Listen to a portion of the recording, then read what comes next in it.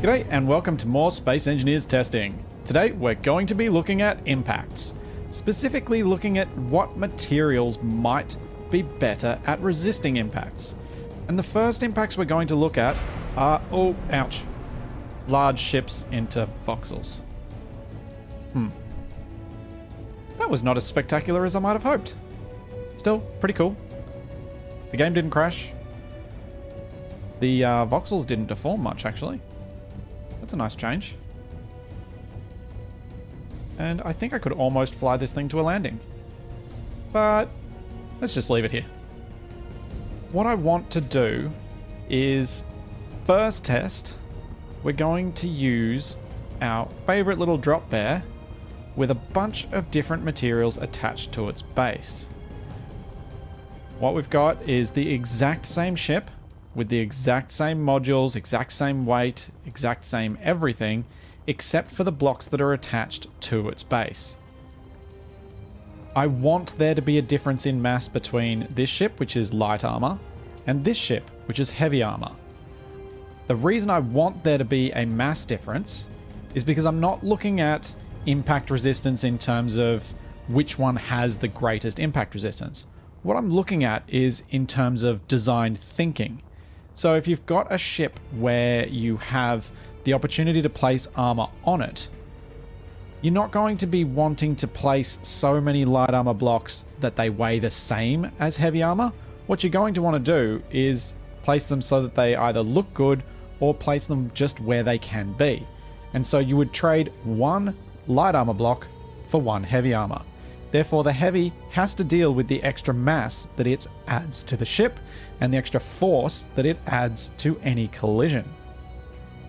So the testing materials we have are, as I've said so far, light armor, heavy armor. Then we have our blast doors. We have our fixed wheels. And we've got two setups here with wheels and suspensions. These are going to have a slightly different impact area to these ships. These ones will all have exactly the same. They have a 3x6 impact area, and they'll be landing perfectly flat when they hit the ground. And I can't really perfectly match that with wheels on suspension. So this is going to be the closest match that we can really do. And this first setup is with the absolute default settings on the wheels. These are what they start with when you attach them. And I've left them exactly as that. What I've done for this second setup, just to get an idea of whether it really does help falling from a greater height, is I've increased the strength of the suspension, and I've decreased suspension travel ever so slightly. The idea of that being that when the suspension bottoms out, it should destroy the suspension rather than hitting the base of the ship on the ground as well. We'll find out if that works or even if it's necessary, because who knows, these might survive all the way to the end. We've got our connectors, we've got our landing gear, and these will be switched off because you can get lucky with landing gear if it's set on auto lock. It can manage to lock onto something before it gets destroyed. Then we've got Spaceballs. Now, the Spaceballs actually have slightly less of an impact area to the other ships as well. The reason for that was I was going to have to add a whole lot of extra thrusters to this thing to make it able to be lifted if I covered it with Spaceballs, because the Spaceballs are so heavy. I've put as many on there as I can get while still being able to lift with the minimum number of thrusters and the same number of thrusters that it's on all of the other ships. Then we've got Warheads. These are not armed. A couple of people have noticed, and I've seen it a couple of times myself, when you have numerous Warheads in the same vicinity and you blow them up, the Warheads seem to be the thing that survives and everything else seems to die. It does make it jiggle a little bit though. Then we have our thruster impact test, our gyroscope impact test, and then we've got these two different rigs down the end. These two have slightly different thruster arrangements to the rest, but we're not really comparing them to the other ones. so much as comparing them to each other. Light armor should deform more than heavy armor. Therefore, if you have a line of light armor, you might be able to, through the deformation, basically create a crumple zone. And I'm interested to see whether the cockpit will survive longer in this setup than this setup with the heavy armor. So we'll be dropping those from these heights as well. What we've got with these rigs is 10 meter platforms, 20 meter platforms, and 30 meter platforms. And the way we'll be doing this drop is dropping them directly onto the voxel ice material. I wanted to drop them onto voxels because that's mostly what you run into. And the way we're going to drop these ships is we're just going to delete the platforms, one by one. So we'll start with our light armor. And 3, 2, 1, drop. Like in the earlier tests, completely unharmed. Let's test our heavy. Completely unharmed. And I can certify that these are unharmed by going to our character tools and grabbing a welder. And you can see no damage on any of these armor blocks. Is it the same with the heavies? Yep. Heavy armor completely undamaged. So let's go through and we'll delete all of these. And we're dropping them one by one so that physics updates don't cause problems. If I drop them all at the same time, you may end up seeing glitches because the physics system doesn't update properly. Whereas one by one, we shouldn't get any significant changes in the physics speed. In the physics update speed, I should say. Well, everything's surviving the 10 meter drop so far. Yep. All intact. All intact. Still looking good. Oh! Okay. We've had a failure. I think I know why this one failed. The warheads were jiggling about a bit, and I suspect that that has caused them to not hit perfectly square, whereas every other ship has hit perfectly square. But I don't think I'm going to be able to do much about that in terms of dropping it square when it jiggles about all over the place anyway. And we've got gyroscopes and thrusters surviving. And now for our crumple zones. These have a smaller impact area than the others. Oh, light armor's fine. And heavy armor's fine. Okay. Let's step this up a bit and drop them from twice as high. First, I'm going to move you out of the way, just in case. These are all powered down when they're dropped. Let's drop from 20 meters. Hopefully we'll start seeing some failures soon. Otherwise, this is going to be the most boring test ever. Oh! Big failure on the light armor. Let's test out our heavy. There shouldn't be any voxel deformation within the area that this is going to hit. 20 meters up. Oh, very similar failure pattern. The rear has lost out. Got about the same pieces left. Interesting. Are we going to see anything survive the 20 meters? Am I going to have to build 15 meter platforms? Oh! Failure at the front of the... And a very strange behavior with that. Oh, we've lost the middle battery. Looks like 20 meters is the cutoff for a lot of these things. Let's see how the wheels perform. Oh, that didn't end well. How about the wheels with suspension? Nice. And now with the higher suspension settings. Another perfect landing. What about our connectors? Oh. That went surprisingly well. We just lost a connector. Landing gear. Again, just losing the landing gear. And our physics balls. Oh, we lose the battery. How about our warheads? Lost both batteries. And this 20-meter platform seems to be destroying pretty much everyone. Our thrusters. Yep. Devastation. How about our gyroscopes? Oh, bad devastation. Now for our crumple zone test. This is what I'm interested in. We've seen that our light armor and heavy armor, both of them lost their rear battery. Both of them lost 1 cube of armor. Oh, actually no, the heavy armor lost even more. The light armor lost 1 little cube, and the heavy armor lost a few more. Is the crumpling effect going to protect one of them better than the other? We know that at this height there is enough mass here for them to get damaged. So will the light armor be an effective crumple zone? Let's find out.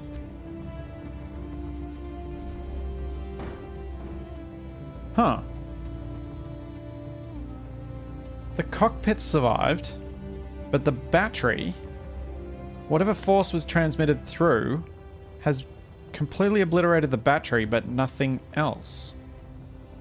Interesting. This is... Let's see if we get the same result with the heavy armor.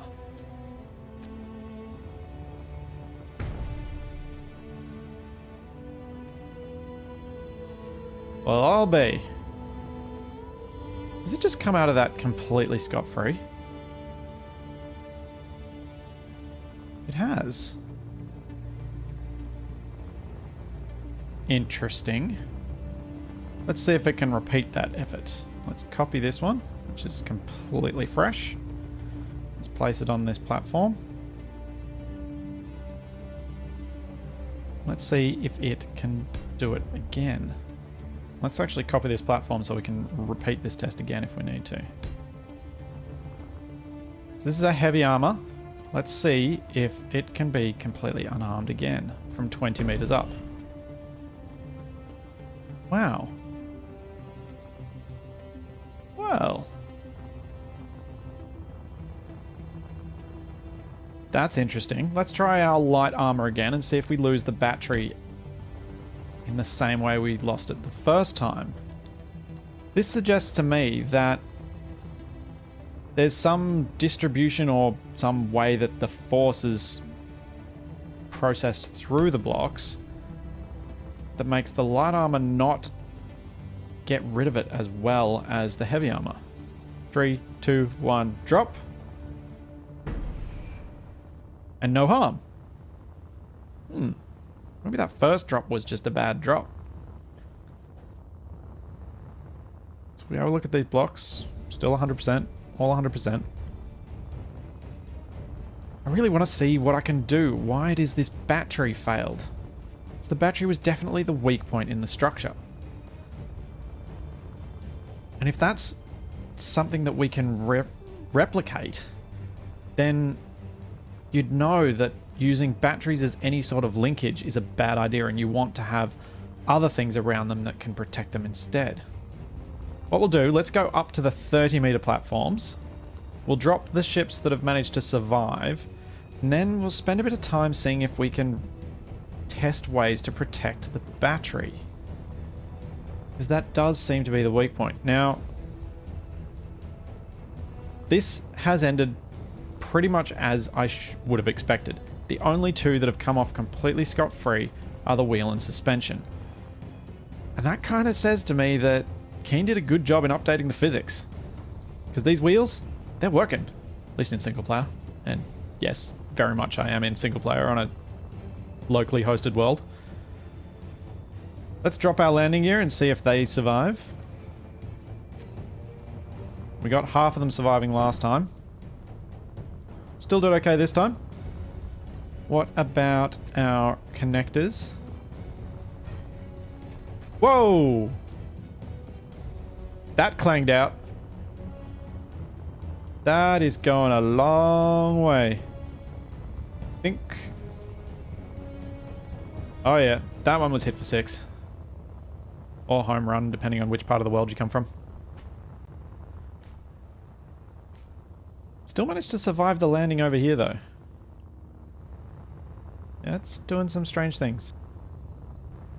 So now we're back with our wheels with suspension. Can they survive the 30-meter drop? 3, 2, 1. Dropping. Oh. Ouchie. That was with extra strength too, and we still bottomed out.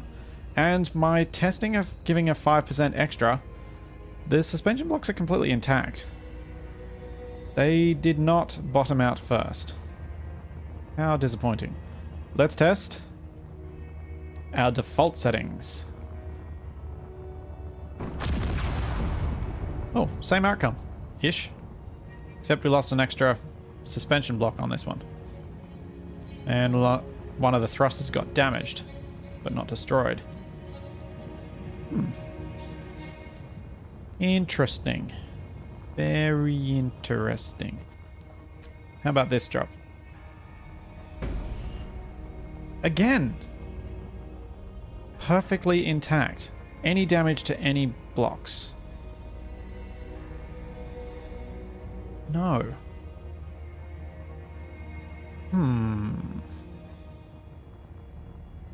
How high are we going to have to drop this to see whether it gets any damage?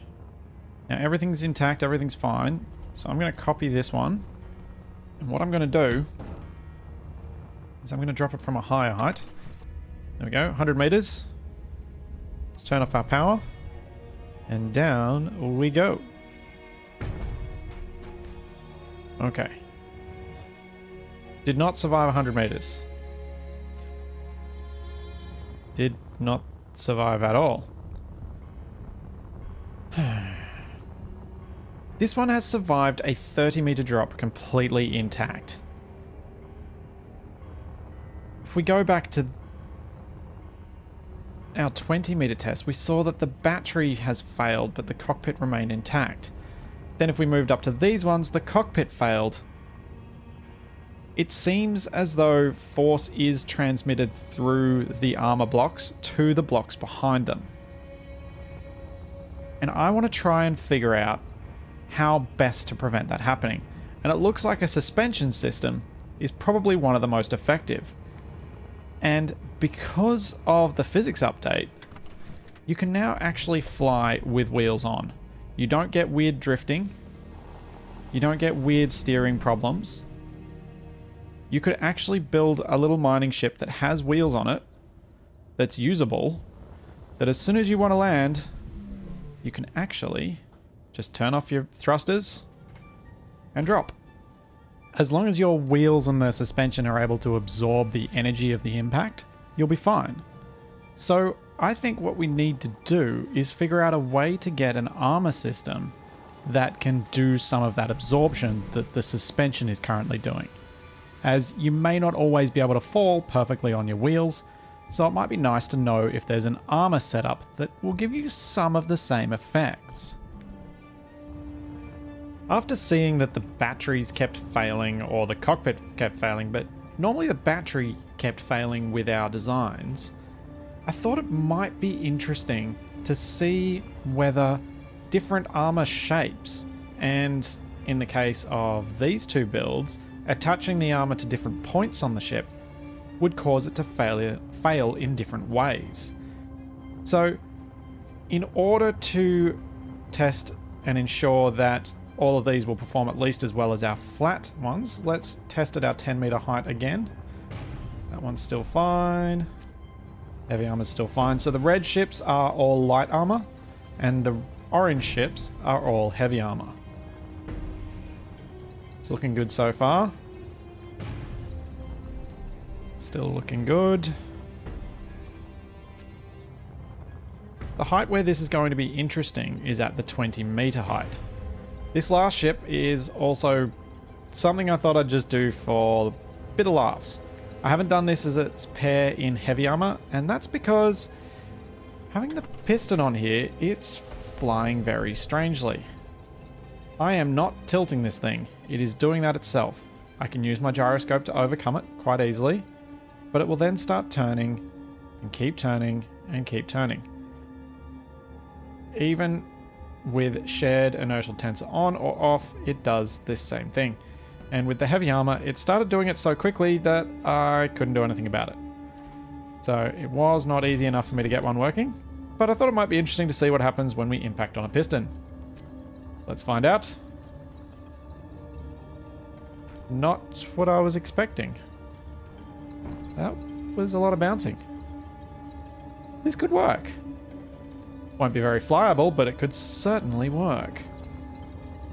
Let's jump up to our 20-meter platforms and observe what happens with our flat base of armor again. We fail at the battery.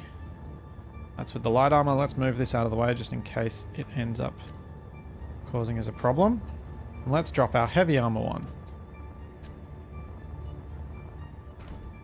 Again, fails at the batteries. We've still got most of the other blocks intact, but the batteries have been destroyed, suggesting to me that there's force transmitted through these blocks into the batteries, and the batteries can't withstand that force transmission.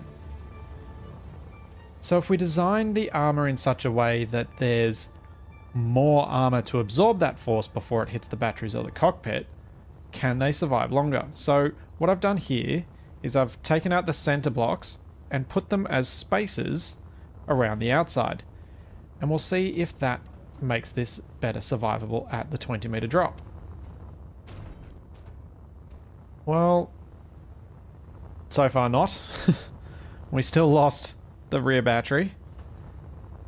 Let's check out if heavy armor arranged in that way can absorb more of the force. Oh, interesting. So even though this middle battery has nothing to do with where the armor is connected, it still got destroyed. Well, that's going to play into the next test. This next test, the armor is connected to one of the outer thrusters on both sides, instead of being connected underneath. So we'll drop this one and see if having it attached to the thrusters makes an improvement to survivability. Nope. Still lost the battery. Now we've got to clean up this mess because the next one's going to drop right on top of all these pieces. Will it help with the heavy armor? I'm suspicious that it won't. Nope. The armor is mostly intact, but the batteries still get destroyed. So either the number of blocks I've put in between the impact point and the batteries isn't enough, or this doesn't make any difference whatsoever. Let's try something a bit different. I'm actually running these tests for the first time as I'm recording them, which means we might do small changes like I'm about to each test as we discover new things. So if it's the number of blocks that matters between the impact point and the batteries, let's extend these out so that there's the maximum so there's a reasonable number of blocks between the impact point and the cockpit or the batteries. So we've got 1, 2, 3, 4, 5 there and 8 there. And we'll do the same with our heavy armor. So we've set these up with a few more blocks between the impact point and the batteries, which seem to be the weak point. And let's drop. 3, 2, 1, drop. Ooh. Well, isn't that interesting? This is the first one to survive. Let's try the heavy armor version. Does it work? It worked as well. Huh. So there does seem to be a bit of transmission of force going on, but it only reaches a certain level. So either there's attenuation of that force or there's an actual hard-coded limit or something like that, I suspect. But that's interesting. So if you want to protect your soft parts like your batteries, you're going to need to make sure that they've got a fairly large distance of armor between the impact point and those soft points. Let's see if we get another bounce out of this piston. Yep. I think I just made a pogo stick. That was not the outcome I was expecting. This is beginning to make me think that if you could figure out a way to get these to behave well enough that you could fly with them, you could actually have extendable pistons with armor plates on them that allow you to bounce your way to safety if you end up running out of fuel or know you're going to crash and got some time to extend those pistons. Of course, that's not how it usually goes with crashes. They're usually really unexpected. Let's drop from 30 meters. Let's do our usual drops at the start. We'll do these two quickly because we know that they're going to end terribly. Again, battery failure. You can see cockpit intact, rear battery intact, but middle battery destroyed. Let's try our heavy armor one. This time a cockpit failure. We haven't seen many of them this time around. Most of them have been battery failures. And we know that this one's not working quite so well even at the 20 meter height. The one I'm interested in... Oh. So there is a bit of variability in what can happen. We got lucky on this one and the batteries are intact. What about our heavy armor? Is it going to get us lucky? Nope. Definitely not. Now we're going to have to clean up the mess. Now we've got our funny designs where there are attachments to our thrusters. And that one survived. Looks like the 30 meter ones were getting a bit more of an advantage out of the light armor and the fact that the force of impact is reduced due to the lesser weight, as we're losing stuff on the heavy armor that we're not losing on the light. It also seems like that center battery, we grab a welder, you can see that it's fully intact. What we experienced on these 20 meter drops was normally that the battery failed.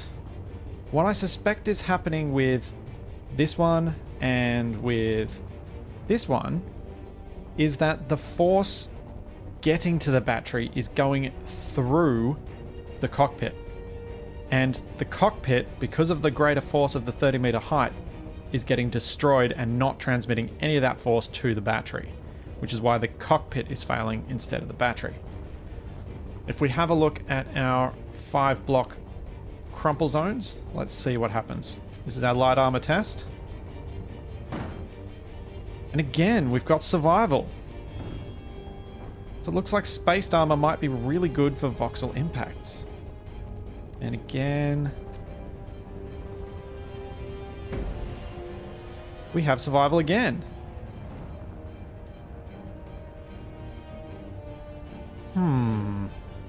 I know something we've got to test next. And it should be fun. I'm going to build a lance on the front of the talisman, and I'm going to see if we can crash it into the ground and survive because of that lance. But first, let's check our pogo stick. Is it surviving at 30 meters? Yep. That's just weird. That's really weird. The final test before we crash the talisman again is back to our wheel suspension. We saw that they all survived at our 20 meter platforms on the previous test, but this time I've got a few more settings. This is with 20% suspension strength, 40%, 60%, and 80%. Can any of them get survival of the rear wheels? Because those were the ones that failed last time. This is our 20%. Oh, platform's in the way. Oh, we lost it. What about 40%? These are much more rigid. Oh, 40 survives perfectly intact. What about 60? Is this going to be too stiff? Oh, 80. Dropped the wrong one first. 80 survives, so I'm guessing 60 will as well.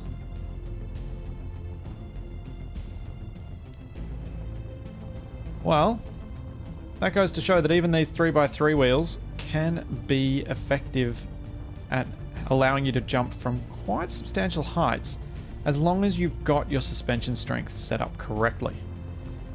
And now for our final test. Let's spawn in a new talisman. Let's use the jump drive one. What I'm going to add on the front is a couple of light armor, spears, sort of things. Let's put 15 blocks. Let's see if this is enough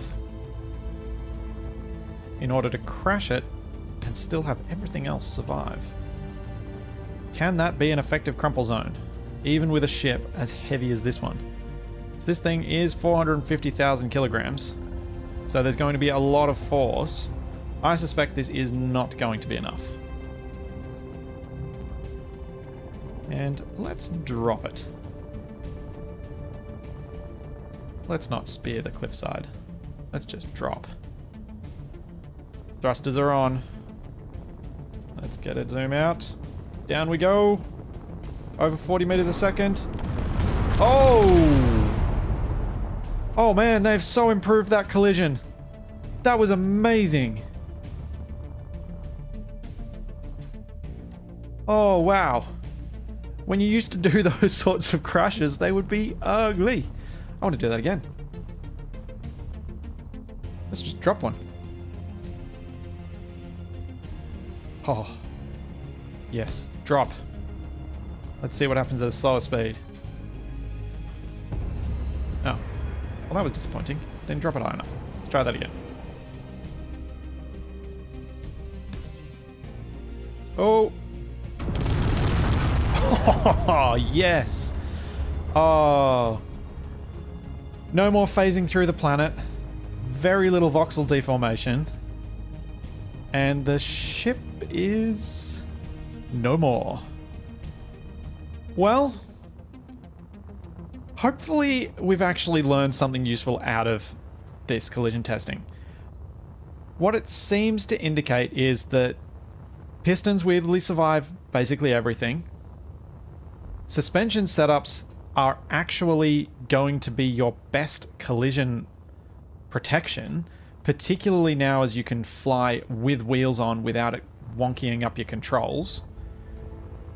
If you can manage to adjust your impact point to allow for a lot of the force to be absorbed by some armor blocks, and there's plenty of armor blocks between the impact point and a soft point, then that's going to be beneficial. So if you've got a point on your ship that you know has lots of armor, try and let that bit hit first.